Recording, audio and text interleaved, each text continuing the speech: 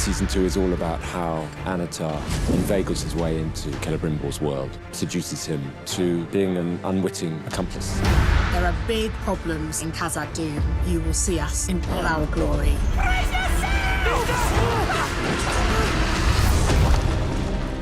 Welcome back to Inside the Rings of Power.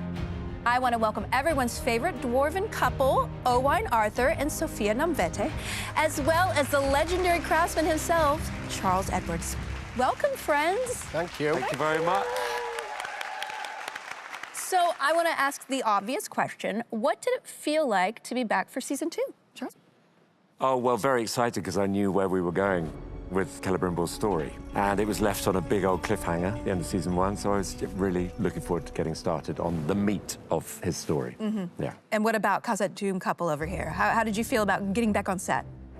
Yeah, I mean, it was interesting going back home, wasn't it? Do you remember that first day on set where it was really comfortable? It's like putting old slippers on. How was the mines? What was really exciting is not only coming home to a Khazad-dûm that we knew, but it had expanded. The set this season was Twice as big. There were The various markets, sections to it. The markets. Oh, my goodness. You know. And the big corridors and stuff. She was shopping every day. Wait. Too dear. Huh? We're not paupers. You're the one said we'd be wise to tighten our purse strings. Or were you not including yourself when you said that? So, Charles, you have your forge. Again, 4 times the size of the one I Really? had Everybody before. got expanded this season, It's the most wonderful set. This is actually my first night on this set, which is Celebrimbor's brand new tower. Well, has he gone? He's been true to his word. He built something quite extraordinary. Down the steps here, if you'd like to come with me, you will get an idea of the vastness of this building. It's like a cathedral in here. When you look out there, you'd see Eregion in all its glory. Eregion is this center of artistic excellence. He believes it can be a place of enormous good where races from all over Middle-earth can gather and create. It's 2 or 3 days' travel from Khazad-dûm, so there's a relationship between the elves and the dwarves which is starting to develop. Sophia, Khazad-dûm is actually in dire straits when we start out in the season. Can you talk about the situation and maybe contextualize it a little bit? It's life and death for Khazad-dûm at the moment.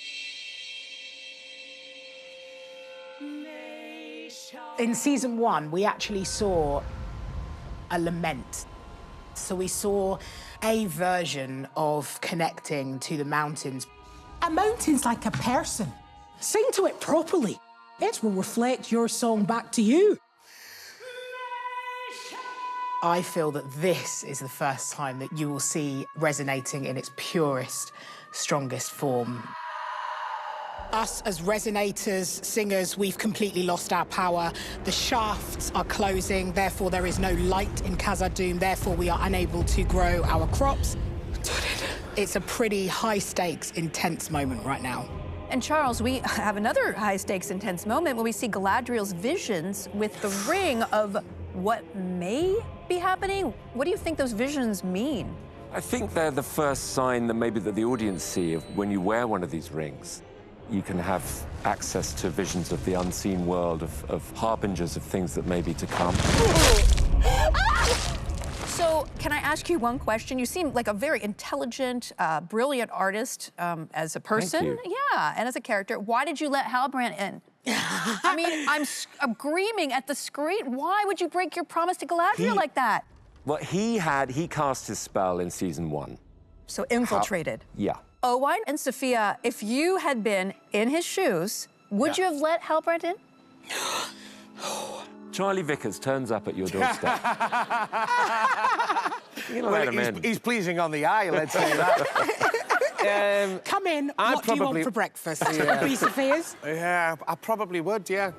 And for all of you, what did you make of the revelation of Annatar? Oh, it's amazing. Oh, it's so good. You were there, yeah. Talk a little bit about filming that. Well, it was as you saw, you know, that the fire was doing that. So it's real fire. Yeah, it's hot in there. And to go nearer and nearer, and they go, yeah, Charlie, a bit nearer, nearer. And I go, really? This is a huge fire going on. Celebrimbor is a very smart, he's a leader. He's the leader of his people. He's a leader as an artist. Why does he, what do you see that he's falling for Annatar? When Annatar reveals himself out of those flames as this messenger from the Valar, he has revealed himself as essentially a god who is here to help and advise. I can unlock your grandest abilities. Never again will the world overlook you as the mere scion of Feanor, but forevermore revere you, the Lord of the Rings. And what did it feel like being called the Lord of the Rings? Yeah, that felt good. That felt good. Puffed you up a little bit more? You will forever be the Lord of the Rings.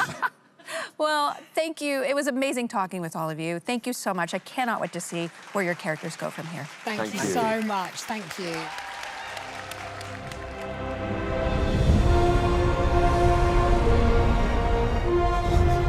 You need not bow to me. Hello, I'm sitting here with J.D. Payne and Patrick McKay. Welcome to both of you. Thank you. Thanks, Alicia. Great to be here. So Halbrand's transition into Annatar is like this big moment that fans have been waiting for. Can you talk a little bit about Charlie's look as Annatar? Yeah, so it was a whole journey to find it, really. It sort of felt like if Annatar is trying to present as I'm a messenger from the gods, he needs to have that look that sort of says, you can trust me.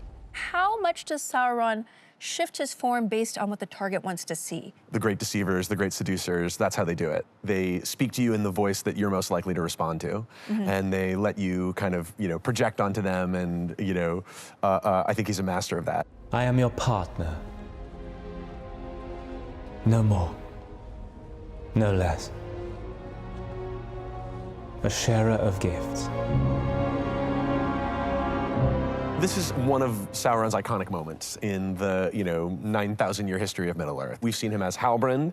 We've seen him as, Annatar. Sauron has this vision of, I'm the one who's going to make it right. Everyone else keeps messing it up, and if everyone else would literally just do what I wanted, everything would be great. And he genuinely believes that. Yeah, well, no evil person thinks they're evil, right? Yeah. Season 1 is about introducing you to Middle-earth in the Second Age, and then Season 2 is all about letting the villains loose. One of the great opportunities we're really excited about for fans for Season 2 is you're ahead of everybody, and you know what the villain knows, and you know what he's after, and it's all about how's he gonna get it. There's just a simmering feeling under the surface that something is coming, something is coming. That's a wrap on episode 2, but I can tell you with absolute certainty, this season is only just getting started. Next time on our look inside the series, we're headed to Numenor, where dirty politics, palace intrigue, and betrayal abound. Better bring your Palantir. I applaud your patience.